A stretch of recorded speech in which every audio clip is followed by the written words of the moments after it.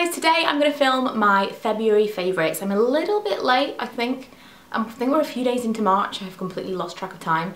But I have loads of favourites to share. Every month I end up cutting out so much stuff because I just ramble. I don't know if you're familiar with my videos, but I ramble. Once I start talking about something, I'm doing it already. Once I start talking about something, I just go on and on and on. So I have to cut things out. And this month I'm going to try and make it quick fire because there's loads of stuff to talk about. So first of all, I'll talk about the thing that's just like kind of a little bit precarious and I want to put it to one side, and it's Biscuits. I'm just gonna, we're not sticking with beauty first of all and then going on to random favourites. I'm just going to go straight in with the random thing, and it's Biscuits. If you are a fan of dark chocolate and ginger biscuits, you have to try these. I've had people tell me that they're really, really terrible, but they're usually not dark chocolate or ginger fans. But this is just like, oh, I've been eating these for months, and I can't believe they've not made it into a favourites video yet, but they haven't, I don't think, and if they have, tell me how many of you have actually been eating them since then, because I'm just obsessed. They are Border, I think they're just called dark chocolate gingers. They're just amazing. I just love them so much, so you have to try those. Moving on, I will get into the little bundle of beauty things that I have. I have been applying my foundation with a brush this month. Now I kind of flip between a brush, fingers and a beauty blender. Last month was definitely the month of the beauty blender for me. I really kind of got into it, but it's such a pain in the ass having to go and wet it because I don't get ready kind of near a tap. I now get ready downstairs in this filming room. It just makes more sense. I have better light, although it's practically dark in the morning when I get ready because it's still not light in the mornings yet.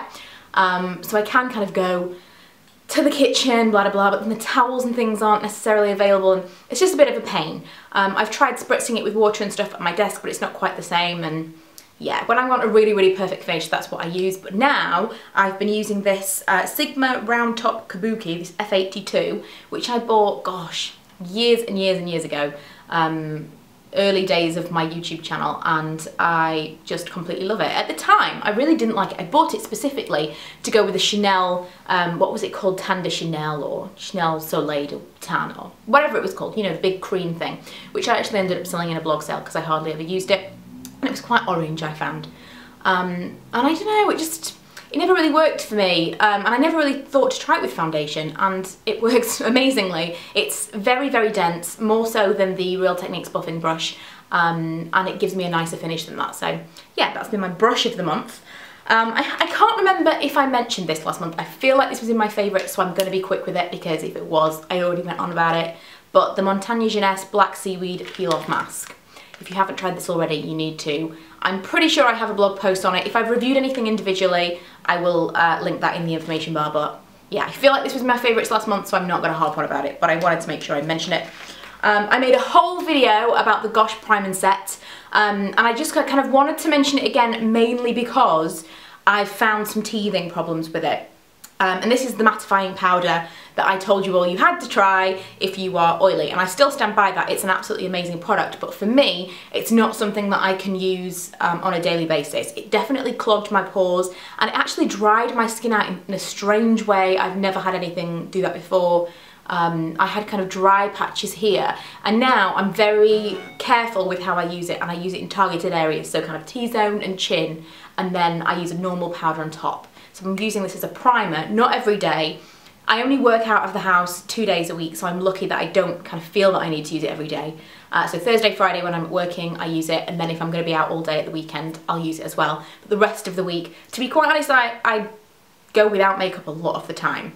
Probably 3 or 4 days a week I can go without wearing any makeup at all, so I definitely attribute my better skin these days to the fact that I don't have to cake myself in makeup every day to go to work. Not that you have to, but you know what I mean. But I definitely wouldn't be using this every single day if I was wearing makeup every day. So yeah, I would reserve that for special occasions just because of the effect that I feel it's had on me. But it's still the most amazing oil control product of all time that I've ever tried. The setting powder that I have been using on top of my foundation has been the Superstay 24 from Maybelline. This I was a little bit on the fence about. I have mentioned it in other videos and I was kind of, I'm not sure, it's quite heavy. But again, I'm just kind of trying to use it in localized areas, just a little bit on my T-zone, slightly on my cheeks, and I'm trying to use brushes that are giving me a lighter finish or a lighter application.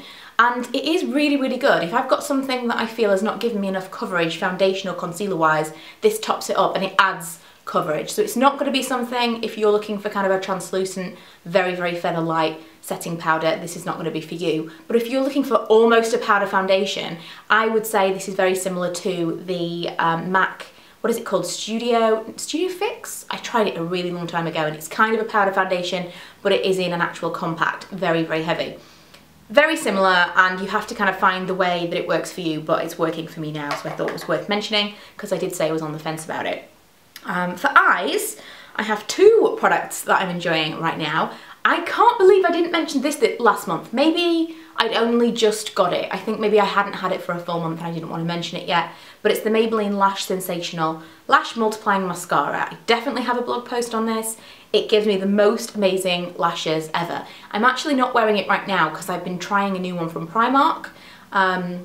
Everything, well, almost everything, not everything, all of my eye situation right now is all Primark makeup, which is pretty amazing. I think the palette that I used for my eyes was £2.50 and the mascara was maybe £1.50 and that's really, really nice. But yeah, this gets the top spot for me this month. Something from Primark that I have on my eyes that I've been using all month is the eye brightener, and it's this. I've just got it kind of in the corners of my eyes and just along my waterline. I'll see if I can swatch it for you if that will show up. It's just a really gorgeous pale champagne metallic pencil. It's not too frosty, it's just a real nice sheen, and I found that I can just kind of put a little bit, never lasts, but put a little bit in the inner corners of my eyes and it just brightens everything up without it looking too in your face. I mean, I do have quite heavy eye makeup on today, but on a normal day when I don't, it's just a little touch of nice something to make me look a little bit more awake when 90% of the time I feel asleep. One more makeup product before we get into kind of skincare.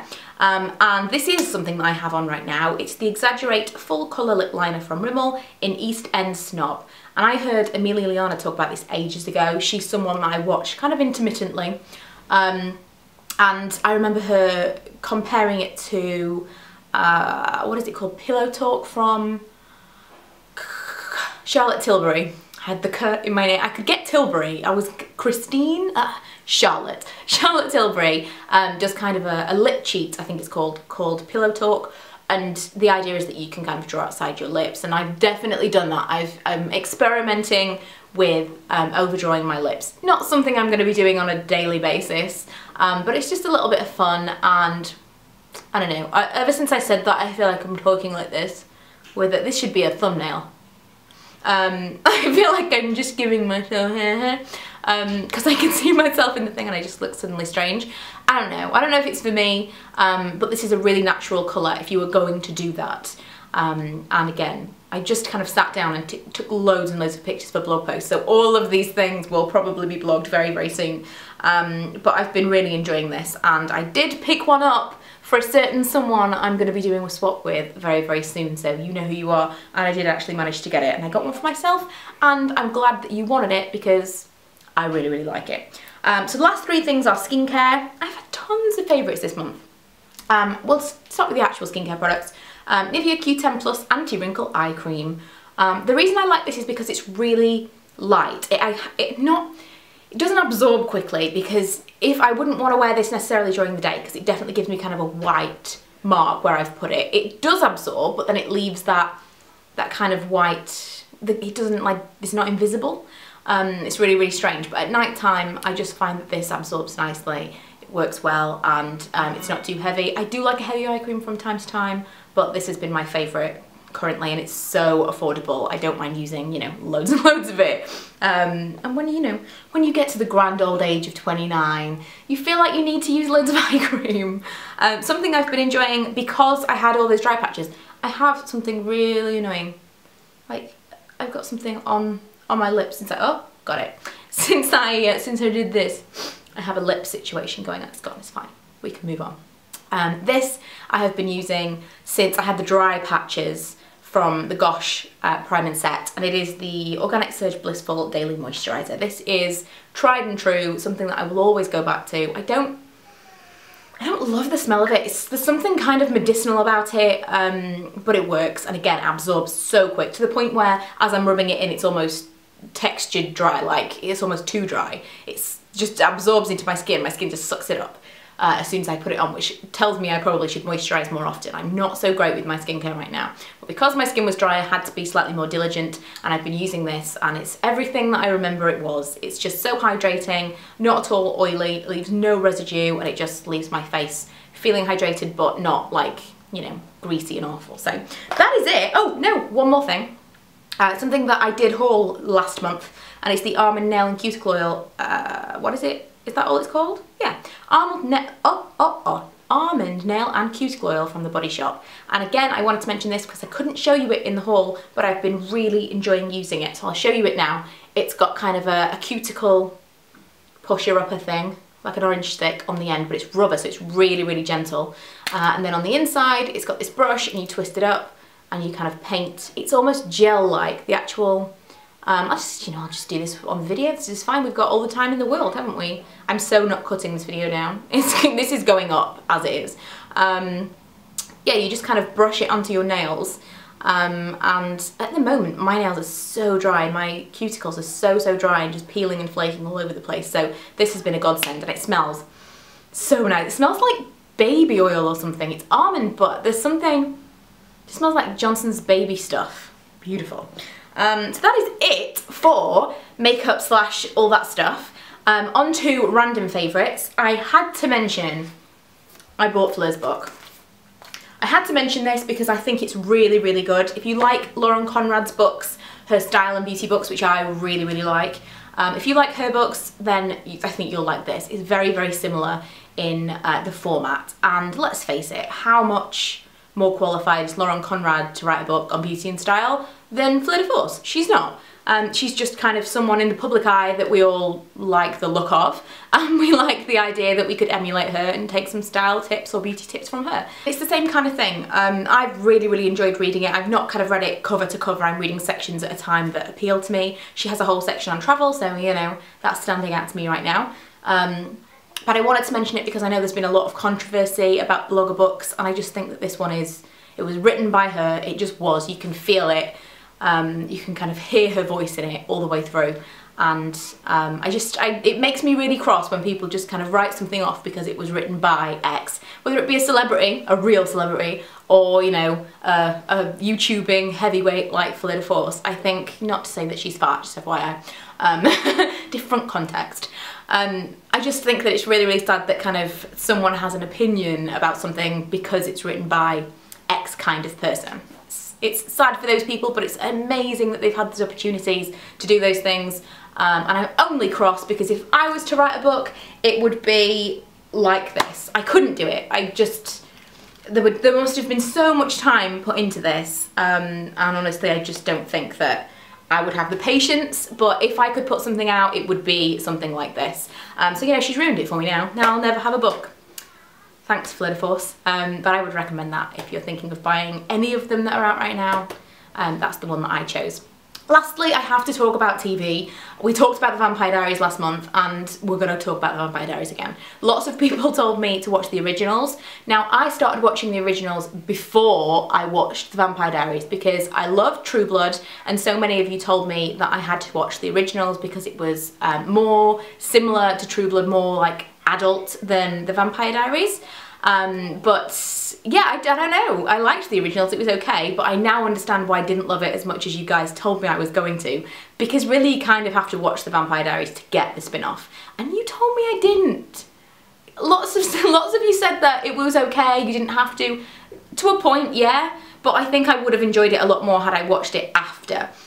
So I was kind of learning, I was kind of watching the Vampire Diaries as a prequel, and I was surprised how early the originals were in the Vampire Diaries, because I thought it would be kind of a spin-off that they introduced the characters in like season 4 and then did the spin-off, but they are really like prevalent throughout. So yeah, I've been really enjoying it. I'm halfway through season 5 right now, which means or more than halfway, which means I'm very, very near to the end of my Netflix Vampire Diaries obsession, because then it's just going to end and I don't know what I'm going to replace it with. I'm like beside myself. because I'm gonna have to just buy it on iTunes as soon as it comes out, because I've missed half of it on TV, and if it doesn't come on Netflix immediately, I'm going to need to keep watching it. So any suggestions of what I can replace it with? I'm already up to date with Pretty Little Liars. I can't think of the things right now that you guys might recommend that I've already watched, but let me know. I've watched Revenge. We're still watching Revenge. It's okay. It's kind of letting me down this season, but we're still watching it. What else are we watching? What else came back? Oh, The Good Wife. Excellent, but completely different. But something that's on Netflix, whether it be US or UK, and let's not talk about that again. Tell me what I should replace The Vampire Diaries with. Preferably something that has more than one season. And whether or not the originals, does the originals got a season 2? I don't know. I quite liked it, but kind of want to know what happened to Rebecca now. What happened to Rebecca? Has Rebecca come back into The Vampire Diaries since what happened in the originals at the end? I don't know. I don't know. But that's all I want to talk about, and no one that I know watches it. I'm trying to get them to watch it and they won't. Probably because they're too old to be watching The Vampire Diaries like me. But yeah, so I crave the opportunity to get on camera and be like, oh my god, what is happening in The Vampire Diaries? But I feel like I can't talk about it because I don't want to be like, spoiler, I don't want to ruin it for those of you that haven't watched it yet or are in the middle of it, because if I was in the middle of watching it, like right now, and someone said, oh, this is what happens in the middle of season 6, ooh, I would be cross. So yeah, I'm not going to do that. But I really want to talk about it, so yeah. Maybe I'll make a whole video about it on my other channel and just be like, do not watch this video if you haven't seen it or want to watch it. Maybe I'll do that. But yeah, that's it. That's my rambly favourites video that's not going to be cut down or edited in any way for February. I hope you've enjoyed it. I am going to sit down and film some other videos for my other channel now, so check that out. That is Diary of a Spendaholic. I also have another channel which is a collab channel with Emma from ItsEmChannel.